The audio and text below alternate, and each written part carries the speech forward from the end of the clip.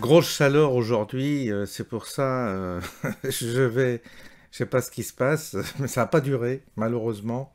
Alors rassurez-vous, pour le 4 juin, on n'aura pas de la pluie, c'est déjà ça, mais il fera pas si chaud que ça. On prévoit 19-20 degrés dans la journée, donc prévoir quand même une petite laine pour le matin et pour le soir, pour ceux qui viendront à vers de l'eau.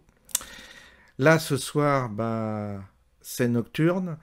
Donc, j'ai toujours la forme vers après minuit, c'est bizarre.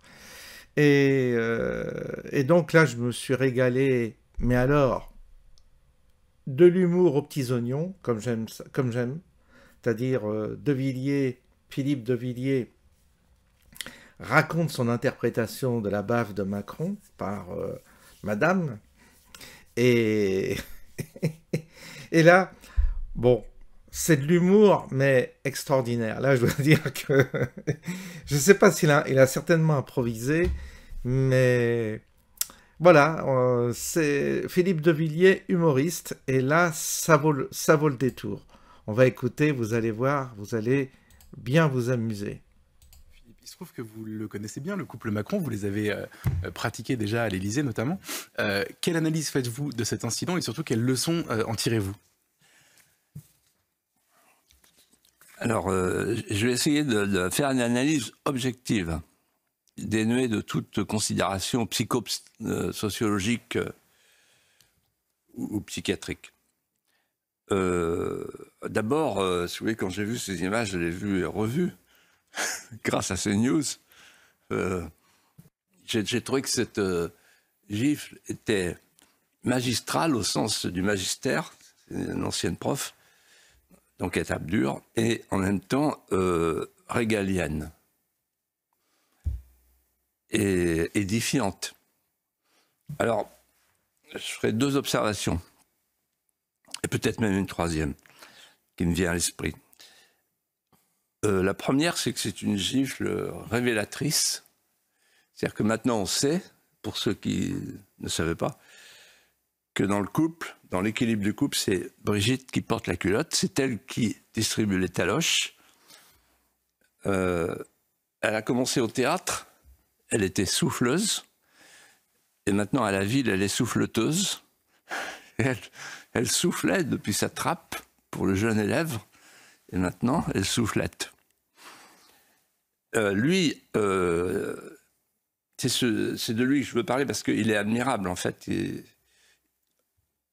Il a la joue brûlante, le cou démanché, il est impavide, impeccable, c'est un léger mouvement de recul, c'est Marcel Cerdan, il ne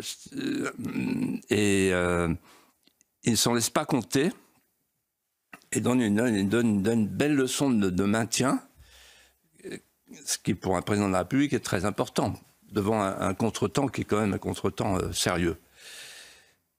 Et en fait, cette gifle, j'ai réfléchi, je me suis dit, au fond, elle est allégorique. C'est-à-dire que c'est la synthèse domestique à portée symbolique de toutes les baffes qu'il se prend dans sa vie politique. La baffe avec Van der Leyen sur le Mercosur, la baffe avec Trump sur les droits de douane, la baffe avec Tebboune sur sa diplomatie, avec son ministre des Affaires étrangères dont on dit là-bas que c'est une tête à claque, décidément. Et enfin, quand il se fait prendre le doigt dans la main du sultan à Istanbul. Et puis la baffe avec les Français au moment de la dissolution.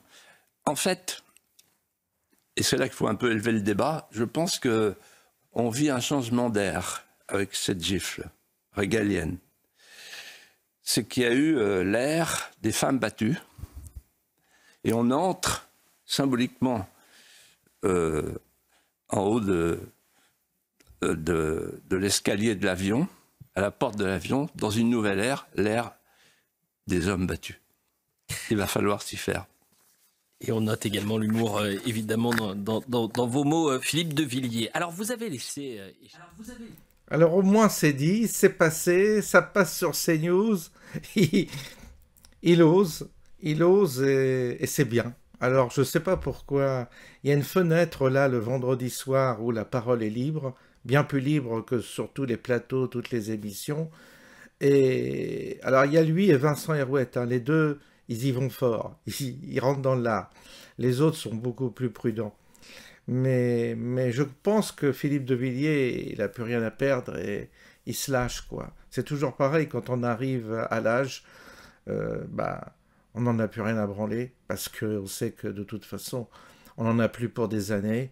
Alors autant se lâcher, dire ce qu'on pense, et on n'a même pas peur des conséquences, puisque de toute façon, c'est sur la fin que on peut tout dire, quoi. On risque plus. Qu'est-ce qu'on risque? On risque pas grand-chose, évidemment.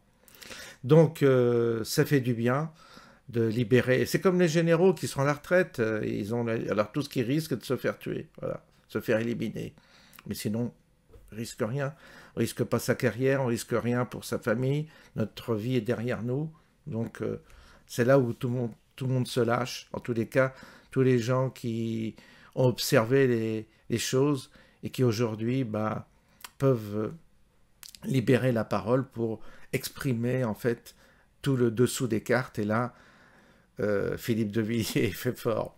Je vous souhaite une bonne nuit pour ceux qui vont découvrir cette vidéo cette nuit. Et puis pour les autres, bah, je vous souhaite un bon samedi parce que ce sera samedi matin, pendant le petit déjeuner. À bientôt.